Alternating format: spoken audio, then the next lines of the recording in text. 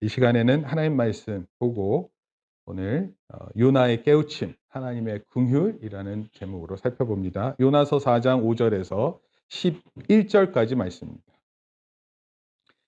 요나서 4장 5절에서 11절. 제가 한 절 읽고 우리 성도님들 읽어주십니다. 맨 마지막 절은 같이 읽습니다.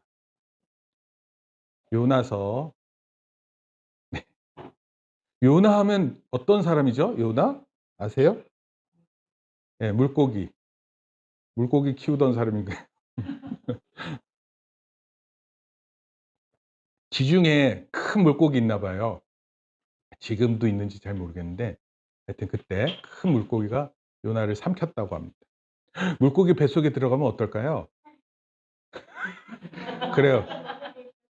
생선을 맛있게 먹을 수 있다고요? 물고기 뱃속에 들어갔는데? 네. 누가 누구를 먹는 건지 잘 몰라서 그러는 것 같은데. 요나는 물고기 뱃속에 들어갔다가 바로 자기가 잘못한 걸 금방 알았어요. 야, 이런 게 되는구나. 바로 이런 상황이 되는 거를 원하지 않았어요. 그래서 되게 힘들어했습니다. 그리고 깨닫고 나와서 뭐 하여튼 그랬어요. 제가 이제 요나서 통해서 말씀드립니다. 4장 5절에서 11절까지 제가 한 절 읽고 성도님들 읽습니다. 요나가 성읍에서 나가서 그 성읍 동쪽에 앉아 거기서 자기를 위하여 초막을 짓고 그 성읍에 무슨 일이 일어나는가를 보려고 그 그늘 아래에 앉았더라.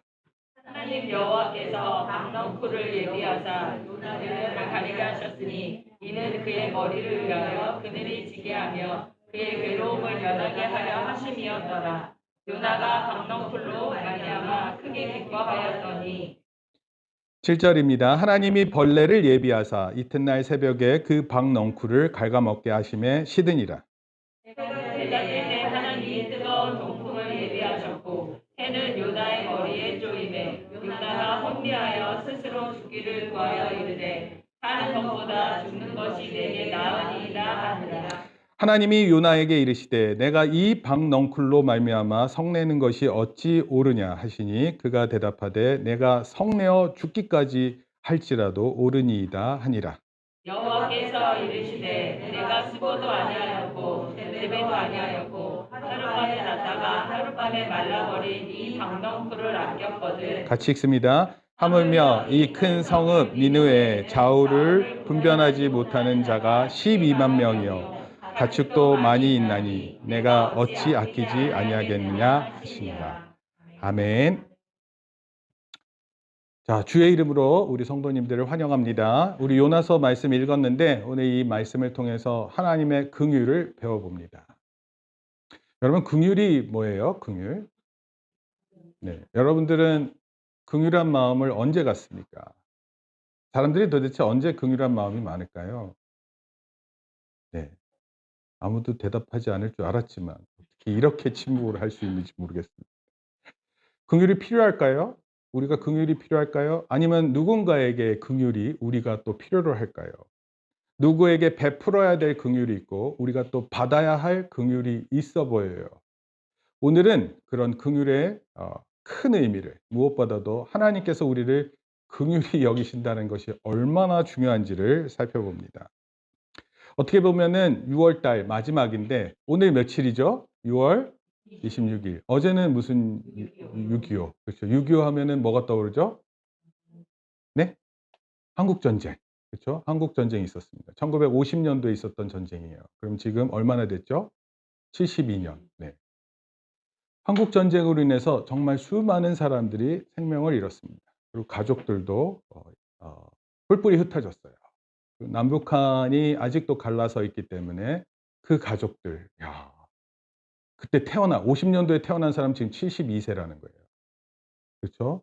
그러니까 얼마나 그 상흔이 크고 아픈지 모릅니다. 여전히 가족을 그리워하는 사람들에게는 큰일이라고 보여요. 여러분, 이런 가운데 우리가 꼭 기억해야 될 게 있어요. 우리가 우리 역사에 슬픈 가운데 있고 실제로 그런 가족들이 아직도 있음에도 불구하고 이런 일을 우리가 기억하고 생각하고 또 통일에 대한 마음을 가져야 됩니다.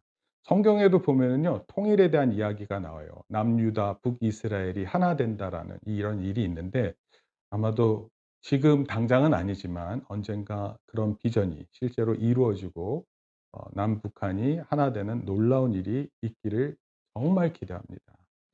여러분, 어렸을 때 저는 그런 노래를 불렀는데 우리 요즘에 아이들은 그 우리의 소원은 통일 이런 거 불러요? 우리의 소원은 뭡니까? 우리의 소원은 요즘에 중고등학생들 사이에 인기 있는 그 뭐죠? 포켓몬스터? 그거 잡으러 다니던데. 이천까지 가서 네. 이천에 가야 된다는데 "왜 가냐?" 그랬더니 포켓몬 잡으러 가야 된대요. 학생들이 여전히 자기에게 정말 의미를 주는 것이 무엇인지 모르고 살아가요.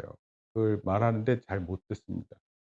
일단 하나님의 긍휼하심이 정말 필요하고 우리 안에서도 그런 것들을 기억해야 됩니다. 무엇보다도 한국 전쟁 가운데 있었던 일을 기억하고 또 그 한국 전쟁에 참여했었던 많은 사람들의 희생이 있어서 오늘 우리가 여기까지 있는 것입니다. 동족 상잔의 큰 상처 가운데 우리 교회가 있고 이 교회가 이 나라 이 민족을 위해 무엇인가를 반드시 해야 할 이유가 있다 저는 믿습니다. 동시에 또 우리 6 월을 마무리한다는 것은 아까 말씀드렸던 것처럼 한 해의 절반을 정리하는 거예요. 여러분들 우리 자신을 이렇게 돌아보는 때가 반드시 있어야 됩니다. 너무 바쁠 때는 분주해서 그걸 돌아보지 못하는 때가 있는데 그것을 돌아보는 때가 있어야 돼요. 만약에 그렇지 않고 막 살잖아요. 그러면은 자기가 뭐 하고 사는지 잘 모릅니다. 그래서 분주하더라도 자신의 마음을 정리하고 무엇보다도 그런 가운데 우리 자신이 어떤 위치에 있는지 돌아보면 좋겠습니다. 우리 이제 어른들은 이제 일하고 또 먹고 살기 바쁜 이유 때문에 최선을 다하시죠. 땀 흘리는 거 수고를 멈추시지 않습니다. 그렇죠? 그래서 때로는 밤늦게 이렇게 침대에 누울 때 '아 내일 아침에 내가 일어날 수 있을까?' 이런 생각을 하고 막 잠에 들 때도 있어요. 우리 학생들도 마찬가지죠. 해야 할 일을 다 하지 않은 채 잘 때 얼마나 그 불안한 마음이 있습니까? 그쵸? 또 이제 이번 주 시험인데 시험을 앞두고 있는데 초조한 마음이 있죠. 그러나 무엇보다도 하나님의 긍휼하심을 힘입어서 담대하게 행동해야 돼요. 제가 한 가지 분명하게 말씀드릴 게 있어요. 여러분 공부를 잘하고 못하고 사업을 잘하고 못하고 이거보다 더 중요한 게 하나님을 잘 예배하는 거. 마음속 깊은 곳에서 하나님을 경외하고 '하나님이 나를 긍휼하게 여겨 주셔서 내가 여기까지 왔구나.' 이걸 깨닫는 거예요. 그런 생각을 반드시 오늘 꼭 깨닫는 저와 여러분들 되기를 바랍니다. 오늘은요. 요나를 통해서 나타난 하나님의 긍휼하심이 오늘 우리가 좀 읽어 봤는데 제가 쪼끔 설명하자면 이렇습니다. 요나라는 사람이 있었어요. 하나님께서 세우신 선지자입니다. 그런데 선지자들은 원래 하나님께서 하실 말씀이 있는데 그것을 누군가에게 보내서 그 말씀을 하라고 보내는 거예요. 근데 오늘 저희가 읽는 곳은 요나서 4 장인데 1 장에 보면 하나님께서 요나에게 말씀을 주셨고 말씀을 주셔서 어디로 가라 그랬냐면 니느웨라는 곳입니다. 니느웨. 한번 따라해 볼까요? 니느웨. 이후에 니느웨. 니느웨가 이게 되게 이 도시가 과연 있었느냐 해 가지고 역사학자들 중에서 이 도시를 찾으려고 되게 노력을 했었어요. 근데 그 못 찾다가 어 1900 년도에 저도 정확하게 모르니깐 독일의 인제 이 역사학자들이 그런 탐지를 나섰어요. 그러다가 그 땅을 파헤치고 그리고 그 니느웨 도시를 확인했습니다. 여러분 도시 자체가 다 흙에 다 이렇게 흙 아래에 있었어요. 근데 그걸 파냈습니다. 확인했습니다. 성경에 보면은 니느웨가 어느 정도 거리라 그러냐면 성인이 3일 동안 걸어야지 이렇게 가로지를 수 있는 곳이에요. 3일 동안. 하루를 걸으면 하루 상당히 걸을 거 아니에요. 3 일을 걷는다는 것은 3 일을 걷는 것도 상당한 거리가 될 것 같아요. 그러니까 당시 도시가 어마어마했습니다. 참고로 니느웨는요. 제국 알아요? 제국? 아수르 제국이라고 있습니다. 아수르 제국. 제국에 있어서 첫 번째가 아수르 제국이에요. 근데 이 아수르 제국의 수도였습니다. 당연히 당시 그 제국이 힘이 세잖아요. 군인들도 많고 많은 도시 국가들이 이렇게 병합해서 하나의 큰 제국을 형성했고 주변에 있는 사람들을 다 빼앗고 막 그랬어요. 그런데 이 아수르, 니느웨 하면은 명성이 있었는데 아주 나쁜 짓을 하는 것으로 명성이 자자했습니다. 그러니까 자기가 잘 모아 놓은 게 있으면 다 뺏어가는 겁니다. 예쁜 여자 있으면 다 뺏어가는 거예요. 잘생긴 남자, 건강한 남자들 있으면 데려가서 다 노예로 삼는 거예요. 그리고 그 말을 잘 듣지 않으면 잔인하게 만행을 저질렀습니다. 당시 힘이 세다는 것은요, 그런 것이었어요. 그래서 이 요나가 니느웨 가는 것을 좋아했을까요? 싫어했을까요? 싫어했어요. 매우 싫어했습니다. 이렇게 생각하면 될 것 같아요. 지금 뭐 일본에 선교사님 가 계시는데, 예를 들어서 우리가 일본 일제 강점기를 거쳤는데, 일제 강점기가 끝나자마자 하나님께서 목사님한테 일본에 가서 복음을 전파해라 이런 뜻입니다. 어, 네, 이게 쉽지 않은 겁니다. 왜냐하면 일본이 저지른 만행에 그 사람들을 한테 가서 복음을 전한다는 게 쉽지 않은 겁니다. 이와 같은 거였어요. 그래서 요나가 니느웨로 갔을까요? 안 갔을까요? 안 갔죠? 안 갔어요. 어디를 갔죠? 그래서 다시스라는 곳으로 갔습니다. 다시스. 근데 이 타르수스, 이제 그 당시 도시 이름인데, 타르수스가 어디냐면 스페인의 남부 바닷가예요. 원래 요나가 어디로 가야 되냐면, 이제 방향 감각을 가져야 되겠다. 동북쪽으로 올라가야 됩니다. 내륙으로 올라가야 돼요. 땅으로. 그래야 되는데 그렇게 안 가고 바닷가로 가서 배 타고 아예 딴 곳을 가려고 마음을 먹는 거예요. 여러분, 때로는 하나님 명령이 합당하지 않다고 생각해서 다른 마음을 먹을 때가 있어 보여요. 누가? 선지자들이. 아니, 원래 선지자들은 기본적으로 말을 들어야 되는 거 아니에요. 오늘날로 얘기하면 하나님께서 목사님한테 말씀을 주시면 목사님 말씀을 순종해야 돼요, 안 해야 돼요? 네, 근데 안 하는 겁니다. 안 하고 주일날 설교 안 하고 나도 에버랜드 가서 하루 종일 놀고 싶다 이러고 놀고 있는 거예요. 놀고 있죠. 그쵸? 예. 근데 사람이 원하는 이유, 그것이 무엇이든지 간에 그런 상태에 니느웨로 가지 않았는데, 요나가 그러다가 바다에서 물고기 뱃속에 들어가는 일이 생긴 거예요. 여러분은 요나서 읽으시면 참 재미있게 읽을 수 있습니다. 원래 아까 얘기했던 것처럼 이 아수르 제국은 워낙 잔인하고 죄악이 넘쳐났어요. 그것도 하나님 앞에서. 근데 하나님께서는요, 이 아수르 제국에 누군가를 보내고 싶어 하셨던 것 같아요. 그리고 요나를 선택해서 보냈습니다. 근데 요나는 그 이유를 몰라요. 자기가 받은 피해만 생각하지 하나님이 가지신 의도를 전혀 알지 못합니다. 그러다가 억지로 가게 돼요. 물고기 뱃속에서 3일 지내보면 아는데, 우리 누가 물고기 뱃속에서 3일을 지낼 수 있어요. 뭐 아무리 좋은 경험을 한다 그러지만 물고기 뱃속이 그게 되게 냄새도 이상할 것 같고 질척거리고 뭔가 나를 편안하게 해줄 수 있는 어떤 것도 없고 숨 쉬는 것도 굉장히 답답했을 것 같고, 그렇죠? 그렇지 않을까요? 배고파도 그 안에 있는 뭐를 먹을 수 있나요? 그럴 것 같지도 않고. 근데 이 일을 통해서 요나가 깨닫습니다. 여러분, 때로는 우리의 처지를 잘 살펴보다가 하나님의 뜻이 무엇인지 깨달을 때 있어요. 내 자신의 처지를 잘 고민하다가, 야, 이렇게 살다가는 망하는구나. 나 이렇게 살아서는 안 되겠구나 깨달아요. 그리고 나에게 주셨던 하나님의 무슨 말씀이 있었는지 이렇게 살펴보다가, 아, 내가 이렇게 사는 것이 중요하다. 이런 확정과 결정을 하는 때가 있습니다. 근데 요나는요, 어차피 물고기 뱃속에서 3일 지내고 나서 결국 하나님 원하시는 니느웨라는 땅을 갔어요. 그런데 여전히 그 마음에 불편함이 있었어요. 이런 겁니다. 여러분 한번 생각해 봐요. 죄가 있는데 나보다 아주 나쁜 짓을 한 죄를 지은 사람이 있어요. 근데 하나님께서 그런 사람을 빨리 벌 주셨으면 좋겠는데 하나님 벌 주시지 않는 거예요. 일단 그게 마음에 안 들죠? 마음에 드세요? 여러분, 죄를 짓고 나쁜 짓을 하는데 그 사람이 이렇게 경찰이 잡아가지도 않고 법의 심판도 받지 않고 감옥에 가지도 않는 거예요. 그럼 그런 거 볼 때 마음이 어떻습니까? 막 평안해지고 기쁘고 뭐 이래요? 그렇지 않습니다. 불편해요. 마음이 괴롭죠. 억울한 마음 괜히 들고 내가 당하지 않은 일에도 그 일에 대해서 굉장히 기분 나쁘고 그렇습니다. 그렇죠? 그런데 하나님은요, 그런 수준의 것이 아니라 하나님은 이 니느웨에 있는 사람을 어떻게 생각하시냐면 그 니느웨에 있는 사람들도 불쌍히 여기는 거예요. 네. 카톡. 누구를 위한 카톡인지 모르겠지만 카톡. 하나님께서 저에게 지금 니느웨 카톡이 온 것 같아요. 여러분, 하나님이 긍휼하신 하나님이시다. 그게 단순히 나를 향한 것뿐만 아니라 니느웨 백성들을 향한 긍휼하심이에요. 근데 이게 왜 하나님이 심판을 더디하는 것도 마음에 안 들어요, 요나한테. 그런데 하나님이 그런 사람들을 용서하는 것도 더 받아들일 수가 없는 거예요.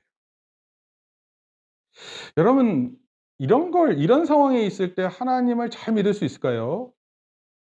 하나님이 심판주이신데 모두 이 세상을 창조하신 분이니까 당연히 심판하실 권리도 있으세요. 그런데 그 심판의 권한을 안 사용하시는 거예요. 아니, 제일 나쁜 사람이라는 사람들을 용서하시려고 하시고 계세요. 근데 그게 받아들여지지 않습니다. 혹시 여러분들 마음 가운데 용서하지 못하는 사람도 있어요? 이런 사람 생각하면 막 아주 신경질 나고 마음 나쁘고 그런 사람 있으세요? 그럼 오늘 설교 말씀을 잘 들어볼 필요성이 있어요. 아니면 하나님께서 하나님 살아계시는데 하나님 공의로우신 분이라 했고 하나님 믿는 사람들에게 사랑을 베푸시고 은혜를 베푸신다 그랬는데 왜 악한 사람들을 저렇게 불의한 가운데 계속 내버려 두시고 선한 사람들이 피해를 입는가? 이런 거에 대해서 질문을 하실 수 있어요. 그런 마음 들 때 많아요. 근데 그런 마음들 가지고 있는 사람들 오늘 말씀 분명히 들어보셔야 됩니다. 요나가 이렇게 하나님의 말씀을 전한 뒤에 놀라운 일이 일어났어요. 니느웨에 있는 사람들이 전부 다 하나님의 말씀을 진심으로 들었어요. 그리고 금식을 했어요. 금식이라는 것은 무엇을 뜻하냐면 음식 먹는 것을 끊고 자신의 잘못을 회개하는 겁니다. 나는 요나가 도대체 뭐길래 요나가 어떤 사람이었길래 그 메시지를 3일 동안 길을 걸어 다니면서 그 도시의 말씀을 전했더니 왕으로부터 모든 백성들이 식음을 전폐하고 이렇게 회개의 자리에 있었을까요? 놀랍지 않으세요? 목사님도 그랬으면 좋겠어요. 예? 아니 광주시를 거닐지 않고 이 추자리만 이렇게 걸어가면서 "회개하라." 하면 다 회개했으면 좋겠어요. "김남호 회개하라." 그러면 김남호 막 밥 안 먹으면서 회개했으면 좋겠어요. 김보성 회개하라 그러면 저 알지 못하는 앤데도 애가 "하나님." 하고 우는 그 모습 보고 싶다니깐요. 근데 제가 얘기해봤자 잘 듣지도 않을 것 같은데 요나는 3일 동안 길을 지나가면서 그 도시에서 회개하라 그랬는데 회개했어요. 놀랍지 않아요? 그러면 그런 모습을 보고도 요나가 어떻게 생각했어야 돼요? '내가 뭔데 이 사람들이 회개를 하지?' 이렇게 생각했어야 되는 거 아니에요? 마치 자기는 뭐 대단한 사람처럼. 근데 실제로 그런 일이 있었대요. 뭐냐면 이런 겁니다. 그 아수르의 신이 있는데 아수르의 신 중에 하나가 뭐냐면 물고기예요. 큰 물고기. 근데 이 요나가 어디에서 나왔어요? 큰 물고기 뱃속에서 3일 있다가 나왔잖아요. 대부분은 뱃속에 들어가면 죽는 거예요. 근데 뱃속에서 살아나오니까 그 아수르의 문명이 믿고 있던 신의 신보다 더 큰 사람으로 이해를 한 거예요. 생각해 보세요. 그 걸쭉한 내장과 함께 위액이 묻어 있는 상태로 나와서 회개 다 회개할 것 같아요. 생선 냄새 풀풀 피우면서 비린내 비리고 썩은 내 나면서 장례인 제일 싫어할 것 같아요. 생선 비린내 향수를 만들어 가지고 회개할 수밖에 없죠, 그런 사람들한테는. 당연히 그게 받아들여졌을 것 같아요. 그런데도 불구하고 요나는 아직 하나님의 긍휼을 모릅니다. 그러면 실제로 이 아수르에 의해서 북이스라엘이 약 40년 뒤에 멸망합니다. 아니, 그 선지자들한테 이런 마음이 있어요. 아니, 하나님 믿는 나라한테 하나님의 나라가 망하면 그때는 좀 받아들일 수 있잖아요. 근데 하나님을 믿지 않는 나라를 통해서 하나님을 믿는 나라가 망하는 거예요. 그래서 이게 이상한 거예요. 도대체 이게 뭐지? 아니 어떻게 하나님을 잘 믿는 사람이 하나님을 안 믿는 사람에 의해서 망할 수 있을까? 실제로 그런 일이 너무 많아요, 우리 주변에 지금은. 그런데 그때 당시 그것이 이들에게 의문이었습니다. 근데 잘 들으셔야 돼요. 뭐냐면 아수르도 나쁜 짓을 많이 했지만 누구도 나쁜 짓을 많이 했을까요? 이스라엘도 나쁜 짓을 굉장히 많이 했어요. 그럼 물어볼게요. 오늘날 우리 주변에 나쁜 사람 참 많죠? 그 사람 나쁘죠? 뇌에 나오는 거 보니까 뭐 가까이 있나 봐요. 그런데 한번 생각해 보세요. 우리는 괜찮은 것 같으세요, 혹시? 혹시 나는 괜찮아 보이세요? 하나님 앞에서 나는 참 괜찮아 보이십니까? 사실은 아닌데. 그럼 사실이 아니라는 걸 어떻게 깨닫죠? 하나님께서 우리를 긍휼히 여기시기 때문에. 특히 하나님을 믿는 사람들은 하나님께서 특히 긍휼을 알게 하십니다. 그런데 우리 자신은 다른 사람에 대한 긍휼이 별로 없어요. 놀라운 건 하나님은 그 사람들에게도 긍휼하심을 갖고 있어요. 우리 생각대로 정의를 말하고 우리 생각대로 공평함을 말하고 우리 생각대로 자유를 말할지 모르는데 사실은 하나님이 갖고 계시는 긍휼하심이 더 큰 것입니다. 그리고 하나님의 그 긍휼하심을 요나를 통해서 깨닫게 하시려고 하는 것입니다. 때로는 우리가 이해한 만큼 하나님을 이해해요. 하나님을 다 이해하고 우리를 이해하는 게 아니라 우리가 이해한 만큼이 하나님에 대한 지식이라 생각합니다. 그러니까 어떻게 보면은 그런 부분이 얼마나 좁고 작고 낮은 수준의 생각인지 모르겠어요. 하나님에 대한 심판자, 이거 당연한 얘기예요. 하나님 심판하신다 그랬으니까.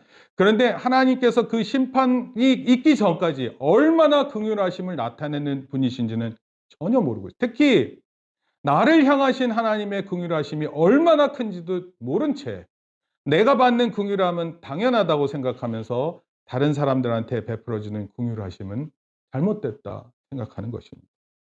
여러분 정말 틀렸어요. 정말 잘못된 것입니다. 그런데 여전히 하나님은 요나를 긍휼히 여기고 계시고 오늘도 주의 성도들을 긍휼히 여기고 계십니다. 오늘 본문, 오늘 우리가 읽었던 4장 5절에서 11절까지 말씀 두 개의 부분으로 구분될 수 있어요. 하나는 5절에서 9절까지고 일종의 하나님께서 요나에게 박넝쿨을 주세요. 박넝쿨.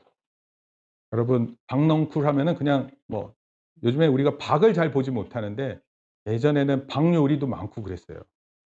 근데 호박으로 생각하시고요. 이렇게 뭐라 그러죠? 이렇게 네. 표주박 같은 것도 있고 일종의 이게 식물이 이렇게 막 이렇게 풀들이 막 계속 뻗쳐나가면서 줄기로 이렇게 막 뻗쳐나가는 그런 거예요.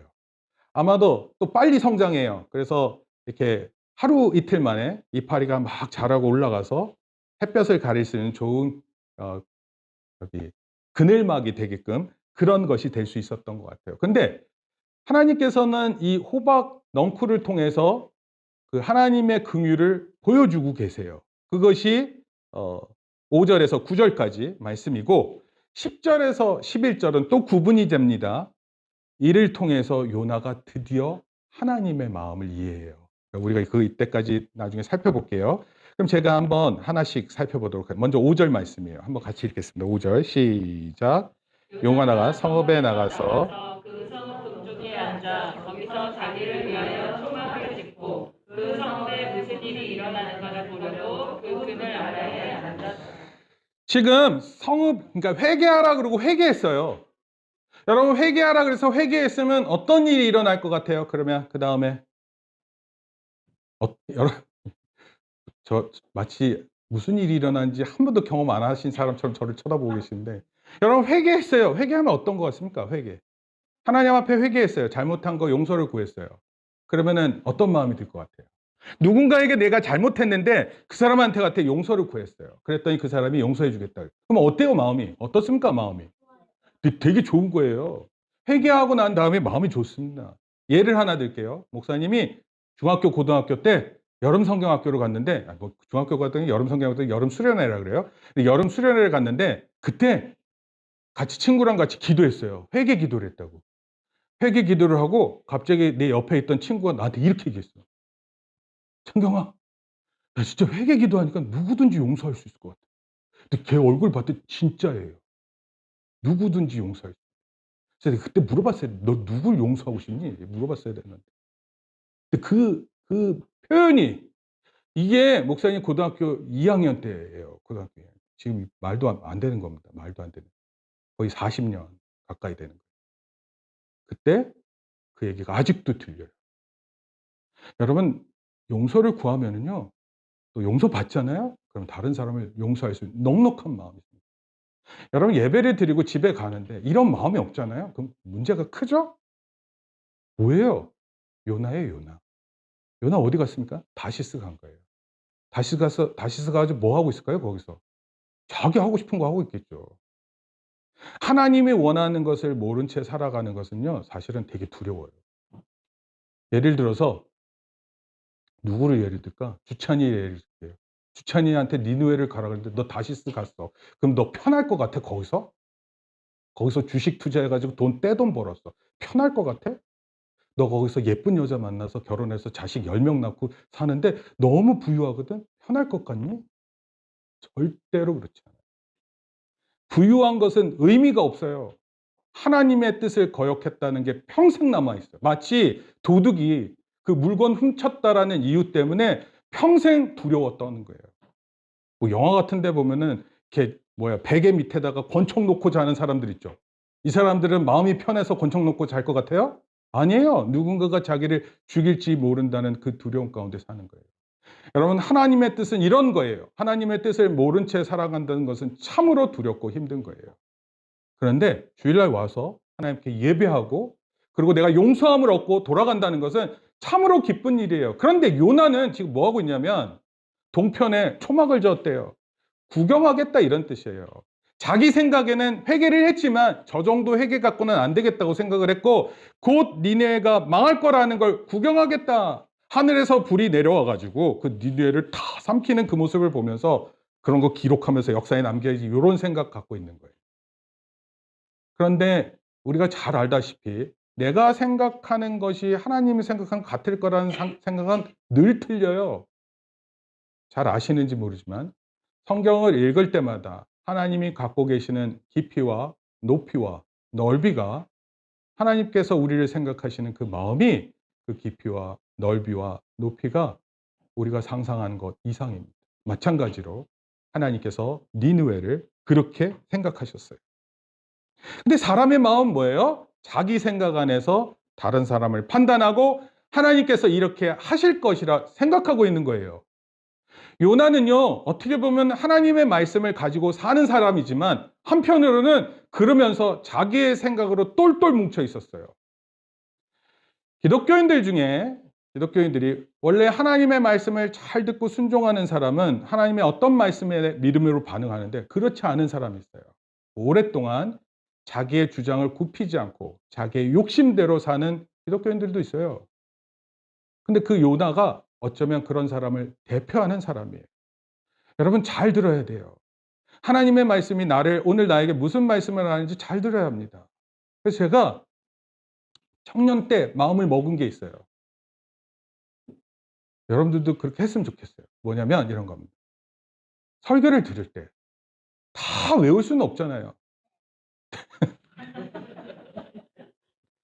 오늘 너랑 나랑 설교하는 거야. 다 외울 수 없잖아요. 다 머리에 안 남죠. 그래서 한 개는 꼭 기억해야 되겠다. 이런 마음을 가졌습니다. 솔직히 저 그때 그거 기억 안 나요. 그때 설교가 무슨 설교인지도 기억도 안 나요. 그런데 한 가지 기억나는 게 있어요. 그게 내 마음에 계속 있어요. 뭔 줄 알아요? 내가 하나님 앞에서 그런 마음을 먹는 거예요. 내가 하나님 앞에서 예배할 때 하나님 말씀 하나에 내가 반드시 순종하겠다 믿는 겁니다. 순종 안 하니까 이런 마음대로 가는 거예요. 제가 만약에 하나님이었으면 요나를 한 두들겨 패 가지고 UFC 그 경기장에다 집어넣고 제일 잘 나가는 사람들한테 한 10 라운드 해 가지고 두들겨 맞게 하고 "알아듣겠니?" 하면은 그때 "네." 할 때 용서해 줄까 말까 할 것 같은데. 근데 하나님 그러시지 않으세요. 긍휼하심이 참으로 크십니다. 어 6절 한번 읽어 볼까요? 6 절. 하나님 여호와께서 시작. 하나님 여호와께서 강너풀을 예비하사 요나를 가리게 하셨으니 이는 그의 머리를 위하여 그늘이 지게 하며 그의 괴로움을 면하게 하려 하심이었더라. 요나가 강너풀로 말미암아 크게 기뻐하였더니. 여러분 참 재밌는 건데 사람들이 막 힘들고 어렵고 뭐 정의를 외치고 이러다가 그런 가운데 어떤 하나가 예를 들어서 요나 같은 경우는 박넝쿨이에요. 박넝쿨이 사람에게 기쁨을 줘요. 여러분 박넝쿨이 여러분들한테 기쁨을 줄 것 같아요? 어?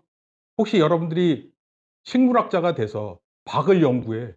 그리고 박넝쿨을 보면서 깊이 있는 이해력을 가질 수 있을지 모르지만 웬만해서는 이런 거 우리가 이런 거 보고 기뻐할 이유 없잖아요. 그런데 제가 우리 사람들을 보면 사람들이 큰 기쁨을 누리는 것도 있지만 평상시에 소소한 기쁨이 정말 중요해요. 그렇지 않나요? 예를 들어서 학생들 볼게요. 학생들이 학교에서 지내는데 학교에서 지내면 어떤가요? 재밌나요? 좋아요? 네, 뭐가 좋아요? 네, 쉬는 시간이 좋죠. 공부하는 거는 이제 대외적으로 표현하는 거고 공부가 그땐 괜찮아. 재미도 있어. 근데 뭐 이제 누나는 어떤 것 같아요? 누나는 공부를 재미있어 하는 것 같아요? 아, 그래요? 도대체 너 동생들한테 무슨 얘기하고 있냐? 여러분 공부하는 게 즐겁다고요? 공부하는 게 힘들죠. 하루 종일 공부해도 할 게 남아있고 숙제를 한 것 같은데 안 한 것 같고 아는 것 같은데 모르는 것 같고 시험 보면 틀리고 이런 게 쳇바퀴처럼 도는데 어머님들 생각나시죠? 네. 과거에 그 마음들이 이렇게 불현듯 나타나잖아요. 근데 그런 가운데 있어도요, 학생들에게 소소한 기쁨이 있어요. 그렇지 않나요? 예. 음악을 들으면서 기쁨을 가지고 요즘에 애들이 참 그 웹툰, 그쵸? 웹소설 이런 거 읽으면서 왠지 모르는 기쁨과 희열을 누립니다. 다른 사람들마다 각자가 누리는 소소함이 있어요. 요나도 그걸 느꼈어요. 그리고 이런 놀라운 하나님의 긍휼하심 안에서 이런 일이 있었어요. 근데 이게 하나님께서 깨우치게 하는 방식입니다. 누가 알겠어요? 박넝쿨 보다가 하나님의 긍휼하심을 깨달을지. 아마도 초막을 지은 동쪽이니까 햇볕이 이렇게 올라올 거 아니에요, 그쪽에서. 해 이렇게 여러분들 아침 해 딱 느끼고 '야 오늘 하루 덥겠구나.' 느껴지죠? 해가 올라가면 올라갈수록 더워지는 게 느껴지잖아요. 근데 그 햇빛을 받는 식물은 잘 자랍니다. 특히 아침녘 햇빛에 식물이 잘 자라요. 호박 덩굴 같은 거는 이 덩굴 잎이 잘 자랍니다. 금방 하루만 지나도 확 이렇게 솟아있고 그래요. 근데 그게 그늘막을 만들어 주는 겁니다. 그리고 그 그늘을 좋아한 거예요. 햇볕을 가려 주기만 하더라도.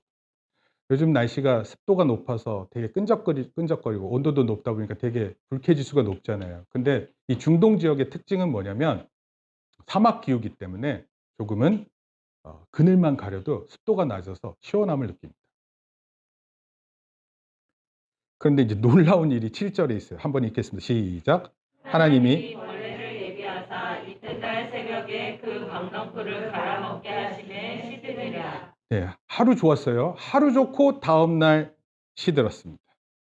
8 절 시작. 해가 뜰 때에 하나님이 뜨거운 동풍을 예비하셨고 해는 요나의 머리에 쪼임에 요나가 혼미하여 스스로 죽기를 구하여 이르되 사는 것보다 죽는 것이 내게 나으니이다 하니라. 참 아니에요, 참. 네. 아니 살 이유가 그렇게 없나? 햇볕 있다가 햇볕 가려지는 것 그 박넝쿨 좋아하다가 벌레가 나타나서 갉아먹었더니 그 햇볕을 가려주는 게 없다 그래 가지고 죽기를 청하는 거예요. 여러분 죽을 일 참 쌓여 있어요, 우리 삶에. 이런 거 불평하다가 저런 거 불평하다가 그런 것 때문에 마음이 힘들어서 죽기를 원하는 사람 꽤 있습니다. 뭐 요나도 그런 사람 같아요.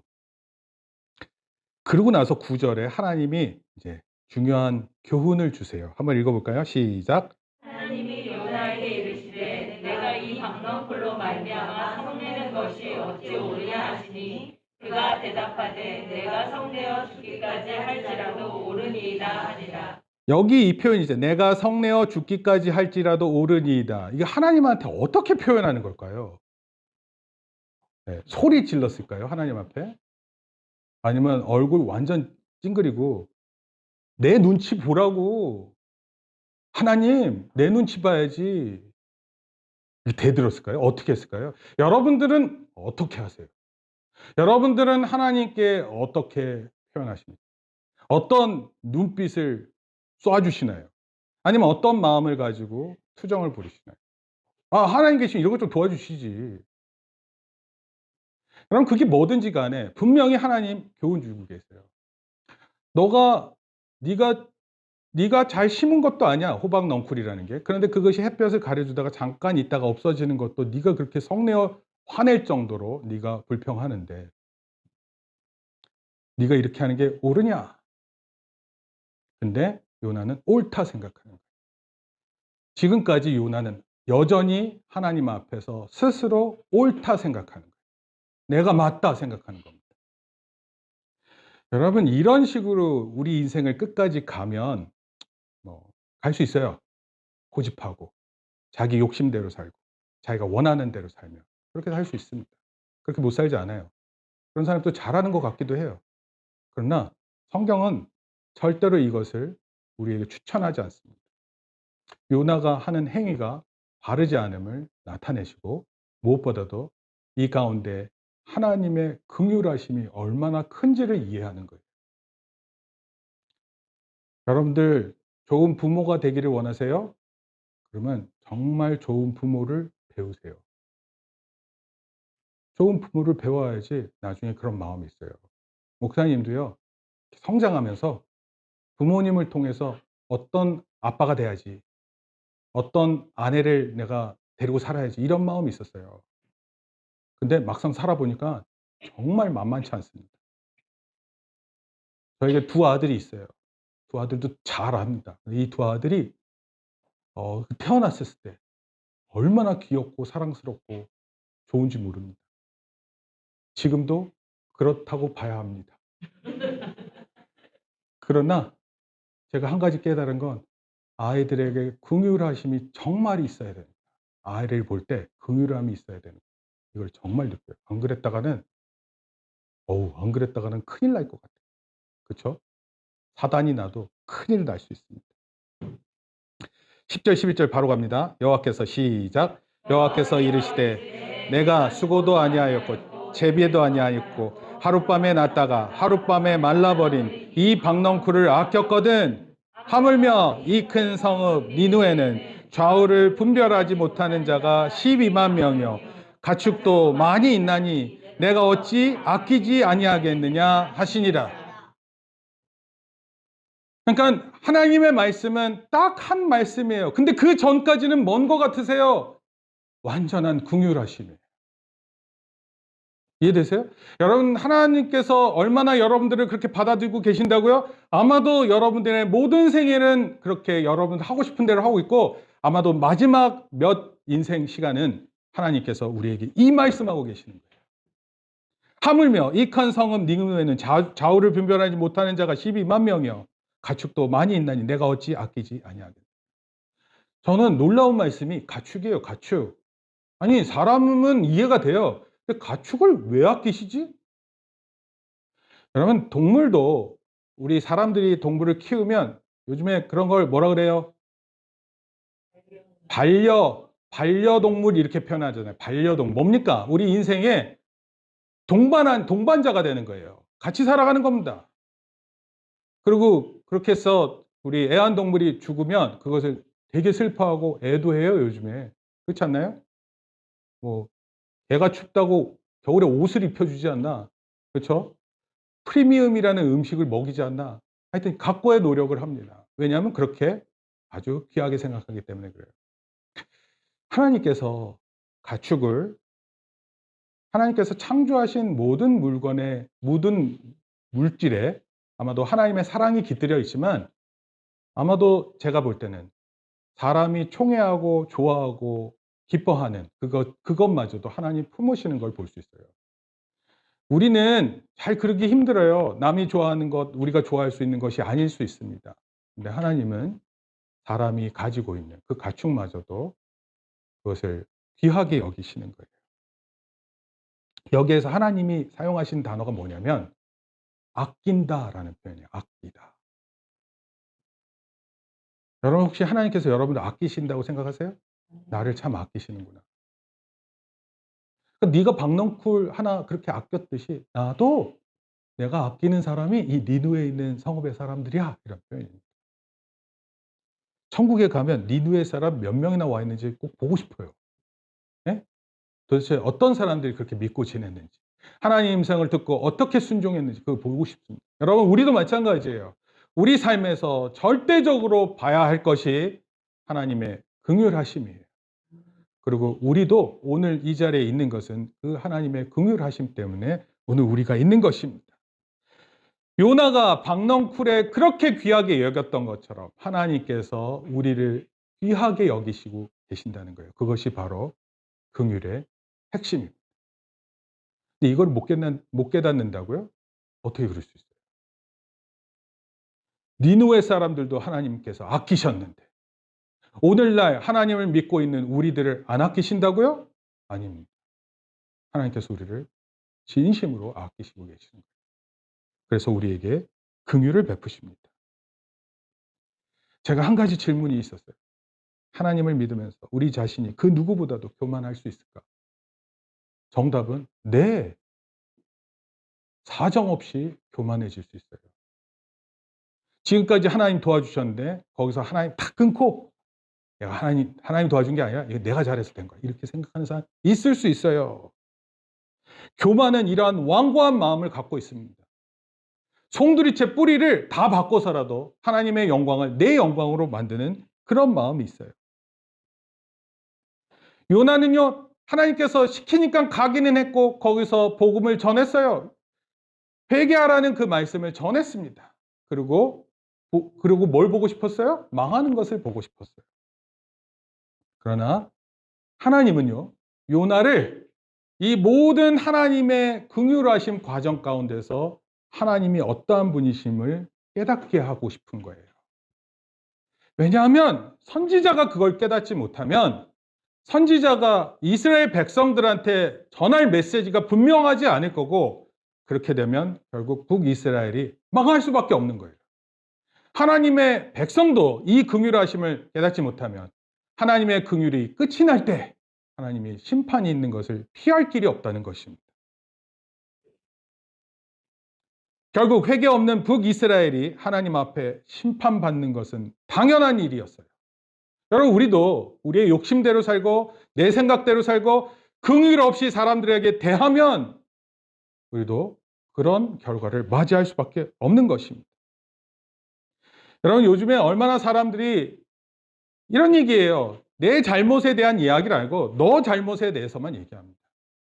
교통사고가 나면 너가 잘못한 것밖에 얘기 안 해요. 법적으로 따질 그런 이유, 명분밖에 찾지 않습니다. 그리고 정치적으로 맨날 싸울 때 너가 그렇게 해서 그랬다는 걸로 해서 서로 내로남불이라는 표현을 써요.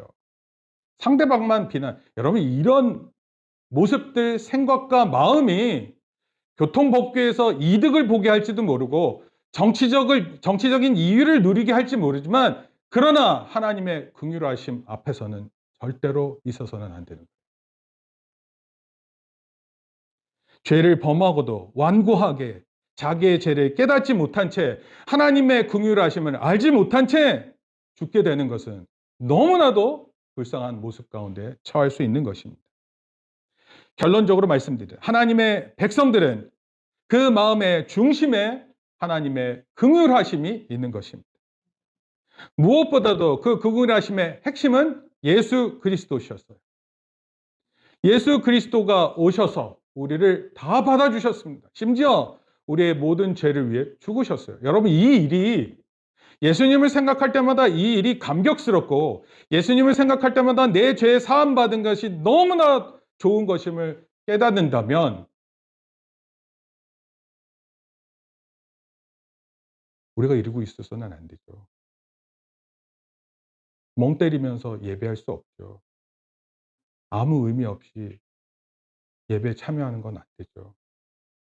준비하는 마음 없이 예배에 나올 수 없는 것이죠. 그래서 여러분들 꼭 기억하세요. 한 해의 절반을 지내면서 어떤 사람들은 하나님 도와주신 게 아무것도 없는 것 같아요. 하나님의 긍휼하심이 안 보입니다. 그냥 저 혼자 살다 지친 것 같아요. 이렇게 말한다면 요나서를 읽으세요. 집에 가서 요나서를 읽고 하나님의 긍휼하심을 깨닫기를 소원합니다. 한 해의 절반을 보내며 긍휼한 마음이 나에게 있는지 없는지 살펴봅시다. 요나와 같이 하나님을 믿으면서도 완고한 사람으로 가지 않나 자신이 조심해야 하는 것입니다. 우리 하나님은 죄인을 사랑하십니다. 그리고 그 사랑 때문에 아들을 보내주셨고 죽게까지 하셨어요. 그것을 사랑이라 표현도 하지만 또 다른 말로 긍휼이라 표현도 합니다. 이것을 진심으로 깨닫는다면 여러분 우리의 예배의 자세가 달라지는 것입니다. 그리고 우리가 세상을 바라볼 때 예수님의 긍휼, 하나님의 긍휼하심 때문에 우리도 비로소 긍휼한 마음으로 세상을 볼 수 있는 거예요. 모든 것을 탓하면 안 됩니다. 모든 것이 저 사람의 잘못이라고 단정 지으면 안 됩니다.